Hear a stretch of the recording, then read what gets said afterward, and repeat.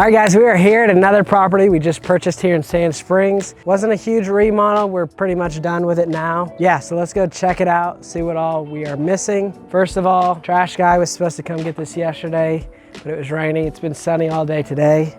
Michael keeps saying he's coming to get it, but hasn't came and got it yet. But he did that other house. Y'all will see that in another video. It was completely disgusting, so can't be mad at him.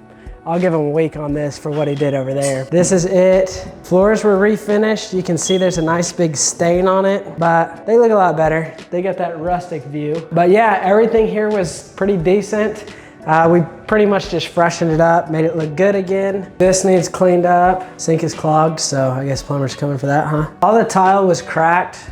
Here, we ended up taking pieces out of the kitchen to make that work in there. We ended up tearing all the kitchen out. We weren't planning on that, but the people who laid it didn't do a great job. It was bouncy and cracking everywhere, so that added probably a couple $1,000s to the budget, but it is what it is. But on here, we got new countertops, new backsplash we did, new sink and everything. Everything here was pretty decent, but now it's really decent. New floors in here, not much to say about that. A few little things, patch ups, got a nice new rope on it. Kitchen looks 100 times better than it did. Floors are beautiful, looking nice and spiffy. Yeah, I know, I didn't even think of that. Full piece, looks bussin'. Just cover up that little stain in the middle. These all look good. Again, it looks like they had rugs in the bedrooms, probably a previous renter, and then sun damage, but they look a lot better than they did. No scratches or marks in them. A little rustic view on them. Doors are all swinging nice. All the doors were sticking in here, but they're all working good now. So basically, all we did with this one, a quick little freshen up. It was almost as if there's a tenant living there and they were just getting rid of it. But we did what we do, make it look good, keep it affordable. This one's got a good heat and air unit. They replaced the electric a few years back. So this one overall wasn't terrible, but we got a good deal on it just because it was a real estate agent who owned it. They just wanted to get rid of it.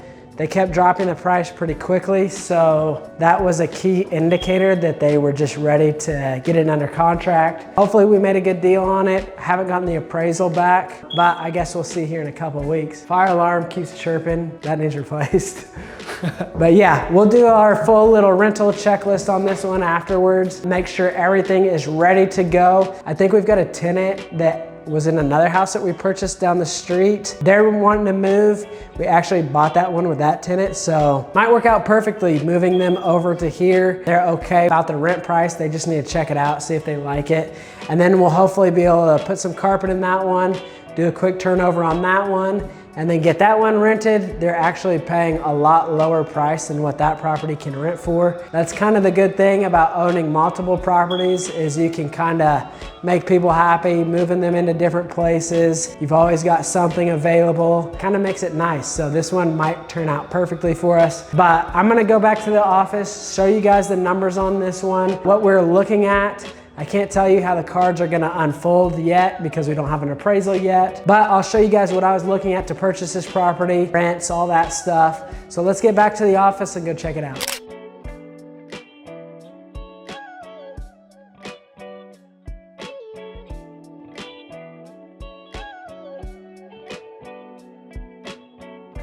All right guys, so we spent $120,000 on this property, and then we spent about $10,000. Well, we will spend about $10,000. We're about finished up with it.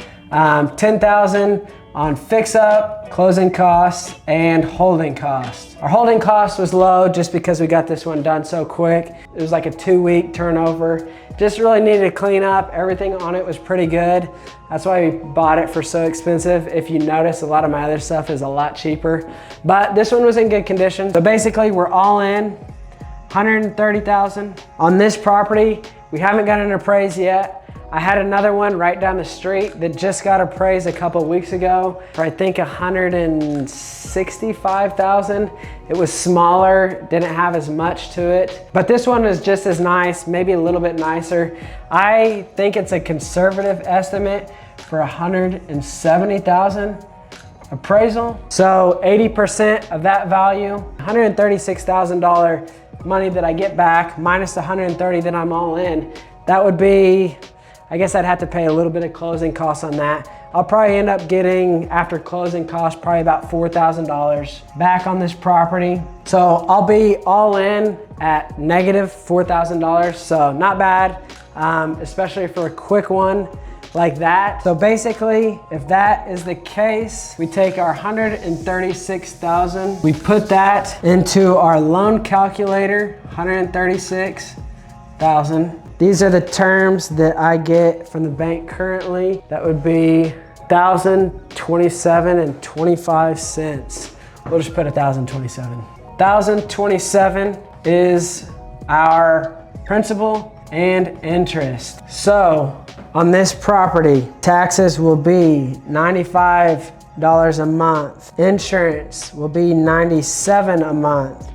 And our vacancy will be $150 a month. That's if we're getting $1,500 in rent, which is what I think this property will do, just because we do a lot in the area. We sold a lot, we've rented a lot in the area. So we use comparables. It's nice that the comparables that I use are a lot of my own properties, so I don't have to research it. I just know based on my area. Basically, you can get your realtor to run rent comps for you, sell comps. We do a whole lot of that, but this area we've just done so much that I know what my rent comps are because I am my rent comps, which is nice to be in that situation. It's nice whenever you're selling a property and you just fixed up a super nice property down the street and then it's on your appraisal, raising the value of your property. Nice to see, but it takes a little bit of time to get to that. So basically, our operating cost will be $1,027 plus 95 plus 97 plus 150. So our cost will be $1,369. And the bank is gonna want a DSCR of 1.2, which is very common. Most banks will ask for a 1.2. I know there's other banks that'll do like 75% loan to value or whatnot. I think I've heard of some getting down to 1%. To me, that's a little risky. If you're losing money on your property every month, why not just sell it, you know? I guess they're betting on appreciation, but that's not something I would do. That's not something I'd recommend. I love appreciation. I think it's the best part about real estate. That's why I try to keep everything. But if your deal is dependent on appreciation, you're putting yourself in a bad spot, so don't do that. So basically, with this property at a 1.2, so we'll take that number, multiply it by our 1.2. So I need this property to rent for $1,642.80. So basically, I'm not getting enough rent to be able to DSCR it for 1.2.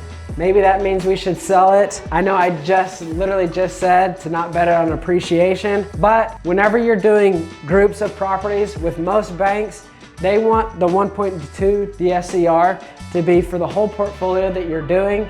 A property that I am refinancing with this one is actually cash flowing very good. So my whole overall loan will be DSCRing at 1.2. Some people might say that that's risky, but to me, it's just like having an apartment building. You're betting on all of the different tenants and all that stuff to keep the property taken care of. And whenever we do multiple properties like this, it makes it all safer. So yes, this property, it's covering its costs by, what is that, $130 a month, but it's not doing what the bank exactly wants it to do. When it's paired with other properties, they're all cash flowing together, and basically that takes care of it.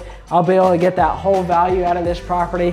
But if I was doing it by itself, they'd probably give me, let's run it backwards, let's see. So if I rented it for $1,500 a month, so I'll take my $1,500, I'll divide it by the 1.2, so $1,250, that'll be my operating costs. So we'll put our $1,250 down here. Gotta be good at basic math, okay? So let's take off our P&I for the 136. We'll take off that 136, so $1,250. Then we'll subtract these and we'll get our principal and interest. So that'll give us $908 on our principal and interest. So we'll go back to our loan calculator and we'll just put the numbers in to see what they will give us. There we go, 120. They will give us 906. So 120,000 is what they would give us. And we purchased the property for 120. We'll be all in maybe 132 after our refinance, all that stuff. So basically, we'd have to put $12,000 into the property. We'd be making $250 a month. And if we add in our vacancy, keep your vacancy low, take care of your tenants, we'll add that back in. So $400 a month, $12,000 into the property, still a good return. So it'd still be a 40% year over year return on your investment if you put $12,000 into it. That's still a great deal in my book. We try to keep everything down to where we're all in for nothing. A lot of times we're getting money back. Sometimes that's not the case, but to me, this is still a great rental property. Electric was newer in the property. Heat and air was decent in the property. Roof was newer. Everything is pretty good in this property. So that is something I would try not to do that. Like I said, I'm pairing it with another property, so it makes it a little bit better. We could also turn around and sell this property if we were to do that. So our 170 times 0.93, say we made 7% on our closing costs, realtor costs, all that stuff, we would get $158,000 after we paid our realtor and everything. That's if we sold it for 170. And then minus our 135. Sorry, we'll be in 130 because we're not paying that extra $2,000. So basically, we'd make $28,000 on this property. You wanna make $28,000 if you sell the property, or do you wanna keep $12,000 into the property and make $400 a month? To me, I'd love to keep the property. I think keeping the property is the best thing you can do. Who knows, they might cut interest rates. Prices may skyrocket again like they did in 2020, but I'm also young. I'm not trying to sell this stuff because if I keep it 30, 40 years, this stuff might be double the value. I'll be able to give it to my kids after I die. They'll be able to get a stepped up tax basis, basically because I'll die. That's the way the tax code is written. And they'll be starting off with a clean slate, hopefully hundreds of properties, who knows how many properties. And basically we can refinance this as many times as we want in the next 30, 40, 50 years. That is not taxable income. It's taxable if you sell the property, but the goal is to never have to sell the property. That is it on this one, guys. Thank you so much for watching. So if you're interested in this type of stuff, maybe you want to do it for yourself, start buying properties, flipping properties, renting properties, all that stuff, or if you just want to follow along for the journey, please like, subscribe, watch another video, and I'll see you all in the next one.